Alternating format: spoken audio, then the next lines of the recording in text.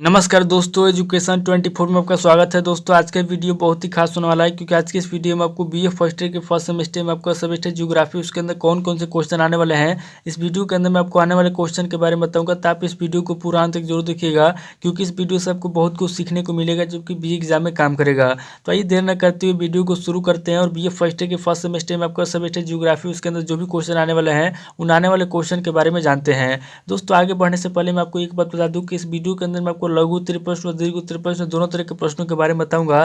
तो आप इस वीडियो को स्किप किए बिना पूरा देखिएगा, ताकि आपको दोनों तरह के प्रश्नों के बारे में पता चल सके। तो आइए दोस्तों देर न करते हुए वीडियो को शुरू करते हैं। और सबसे पहले हम लघु उत्तरीय प्रश्नों के बारे में जानते हैं। तो यहाँ पर दोस्तों लघु उत्तरीय प्रश्नों में पहले प्रश्न की बात की जाती है। यहाँ पर दोस्तों आपका पहला प्रश्न दिया हुआ है, पृथ्वी की आंतरिक संरचना में भूकंपीय लहरें किस प्रकार सहायक है, स्पष्ट कीजिए। यानी कि पहला क्वेश्चन कह रहा है कि जो पृथ्वी की आंतरिक संरचना है, पृथ्वी की आंतरिक संरचना में भूकंपीय लहरें किस प्रकार सहायक है। यहाँ पर दोस्तों आपको बताना है कि जो पृथ्वी की आंतरिक संरचना है, पृथ्वी की आंतरिक संरचना में जो भूकंपीय लहरें हैं, भूकंपीय लहरें किस प्रकार सहायक है पृथ्वी की आंतरिक संरचना में। अब दोस्तों अगले क्वेश्चन की बात की जाए तो यहाँ पर दोस्तों आपका दूसरा क्वेश्चन दिया हुआ है, पृथ्वी के आंतरिक भाग की भौतिक अवस्था का वर्णन कीजिए।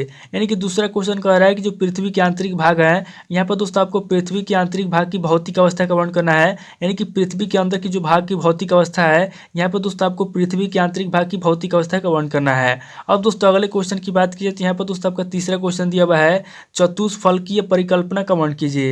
यानी कि जो चतुष्फलकीय परिकल्पना होता है, यहाँ पर दोस्तों आपको चतुष्फलकीय परिकल्पना का वर्णन करना है। अब दोस्तों अगले क्वेश्चन की बात की जाए तो यहाँ पर दोस्तों आपका चौथा क्वेश्चन दिया हुआ है, ज्वालामुखी की परिभाषा दीजिए। यानी कि चौथा क्वेश्चन कह रहा है कि ज्वालामुखी क्या होता है। यहाँ पर दोस्तों आपको चौथे क्वेश्चन के अंदर ज्वालामुखी की परिभाषा देना है। अब दोस्तों अगले क्वेश्चन की बात की जाए तो यहाँ पर दोस्तों आपका पांचवा क्वेश्चन दिया हुआ है, मोरदार पर्वतों की विशेषताओं का उल्लेख कीजिए। यानी कि पांचवा क्वेश्चन कह रहा है कि जो मोरदार पर्वत होता है, मोरदार पर्वत की जो विशेषता होती है, यहाँ पे आपको पांचवें क्वेश्चन के अंदर मोरदार पर्वतों की विशेषता का उल्लेख करना है। अब दोस्तों अगले क्वेश्चन की बात की जाए तो यहाँ पर दोस्तों आपका छठा क्वेश्चन दिया हुआ है, अपर्दन चक्र को प्रभावित करने वाली प्रमुख दशाओं का उल्लेख कीजिए। यानी कि जो अपर्दन चक्र है, यहाँ पर दोस्तों अपर्दन चक्र को कौन कौन से तत्व प्रभावित करते हैं, यहाँ पे आपको अपर्दन चक्र को प्रभावित करने वाले प्रमुख दशाओं का उल्लेख करना है।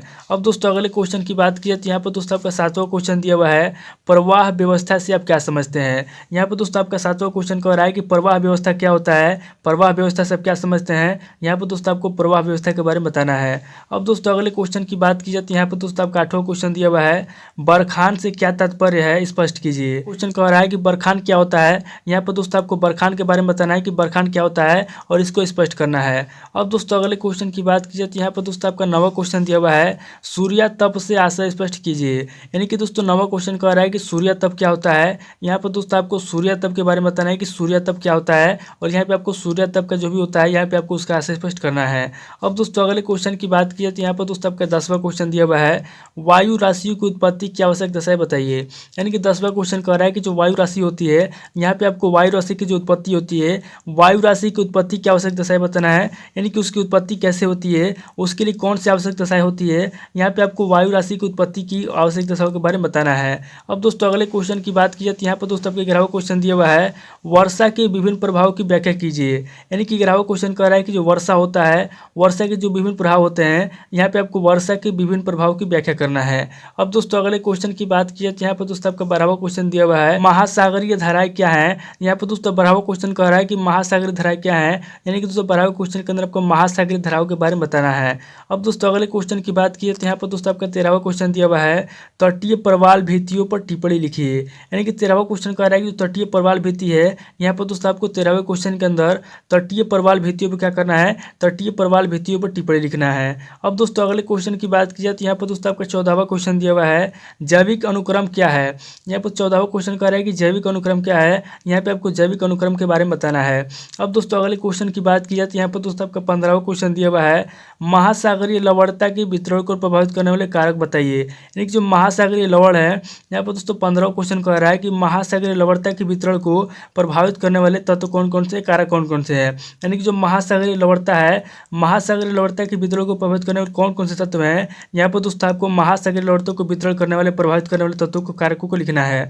अब दोस्तों अगले क्वेश्चन की बात की जाए तो यहाँ पर दोस्तों आपका 16वां क्वेश्चन दिया हुआ है, हिमनद या हिमानी से आप क्या समझते हैं। यानी कि जो हिमनद होता है और जो हिमानी होता है, हिमनद और हिमानी से क्या समझते हैं। यहाँ पर दोस्तों आपको 16वें क्वेश्चन के अंदर बताना है कि हिमनद क्या होता है और हिमानी क्या होता है। अब दोस्तों अगले क्वेश्चन की बात की जाए तो यहाँ पर दोस्तों आपका 17वां क्वेश्चन दिया हुआ है, अनाच्छादन से क्या तात्पर्य है, उल्लेख कीजिए। यहाँ पे 17वां क्वेश्चन कह रहा है कि अनाच्छादन क्या होता है। यहाँ पे आपको अनाच्छादन के बारे में बताना है और अनाच्छादन का उल्लेख करना है। अब दोस्तों अगले क्वेश्चन की बात की जाए तो यहाँ पर दोस्तों आपका लघु उत्तरीय प्रश्न का लास्ट क्वेश्चन दिया हुआ है, यानी कि 18वां क्वेश्चन दिया हुआ है, विभंग क्या है। यहाँ पर दोस्तों 18वां क्वेश्चन कह रहा है कि विभंग क्या है। यहाँ पर दोस्तों आपको बताना है कि विभंग क्या होता है और विभंग किसे कहते हैं।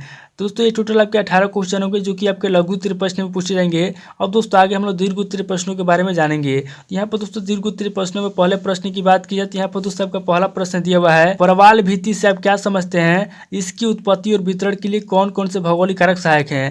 यहाँ पर दोस्तों पहला क्वेश्चन कह रहा है कि जो प्रवाल भित्ति है, प्रवाल भित्ति से आप क्या समझते हैं, प्रवाल भित्ति की उत्पत्ति और वितरण के लिए कौन कौन से भौगोलिक कारक सहायक हैं। यहाँ पर दोस्तों आपको बताना है कि जो प्रवाल भित्ति है, प्रवाल भित्ति की जो उत्पत्ति है और इसका जो विवरण है, लिए कौन कौन से भौगोलिक कारक सहायक है। यहाँ पर दोस्तों आपको उन भौगोलिक कारकों के बारे में बताना है।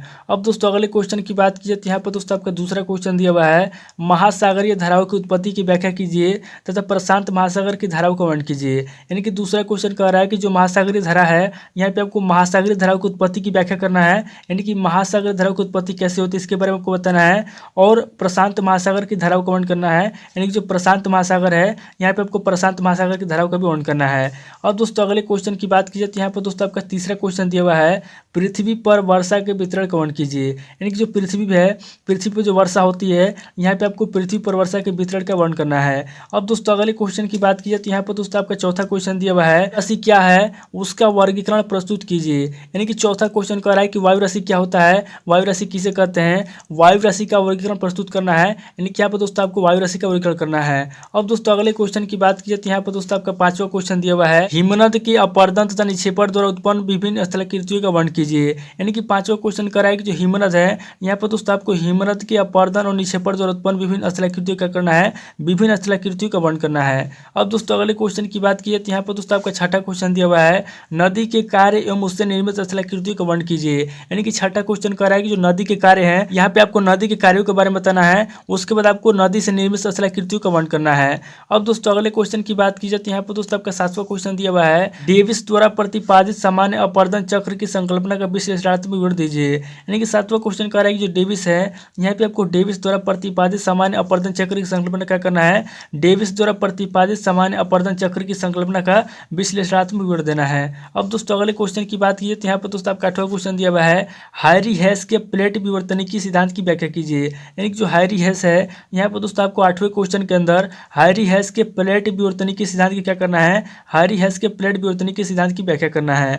अब दोस्तों अगले क्वेश्चन की बात कीजिए तो यहाँ पर दोस्तों आपका 9वां क्वेश्चन दिया हुआ है, भू संतुलन पर एक निबंध लिखिए। यानी कि भू संतुलन क्या होता है, यहाँ पर दोस्तों आपको 9वें क्वेश्चन के अंदर भू संतुलन के बारे में बताना है और भू संतुलन पर एक निबंध लिखना है। अब दोस्तों अगले क्वेश्चन की बात कीजिए तो यहाँ पर दोस्तों आपका लास्ट क्वेश्चन दिया हुआ है, यानी कि दीर्घ उत्तरीय प्रश्न का लास्ट क्वेश्चन दिया हुआ है 10वां क्वेश्चन, पृथ्वी की उत्पत्ति संबंधी ज्वारीय परिकल्पना की विस्तृत विवेचना कीजिए। यानी कि 10वां क्वेश्चन कह रहा है कि पृथ्वी की उत्पत्ति कैसे हुई, पृथ्वी की उत्पत्ति संबंधी जो भी ज्वारीय परिकल्पना है, यहाँ पर दोस्तों आपको पृथ्वी की उत्पत्ति संबंधी ज्वारीय परिकल्पना क्या करना है, ज्वारीय परिकल्पना की विस्तृत विवेचना करना है। तो ये दोस्तों टोटल आपके 10 क्वेश्चन हो गए जो कि आपके दीर्घ उत्तरीय प्रश्न में पूछे जाएंगे।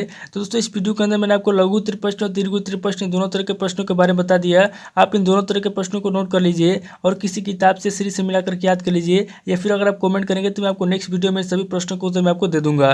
दोस्तों आज इस वीडियो को मैं पे स्किप करता हूँ, मिलता है आपसे नेक्स्ट वीडियो में। अगर आपको वीडियो अच्छा लगा तो वीडियो को लाइक कीजिए, शेयर कीजिए और कमेंट करके बताइए कि आपको नेक्स्ट वीडियो किस टॉपिक ऊपर चाहिए। थैंक यू दोस्तों।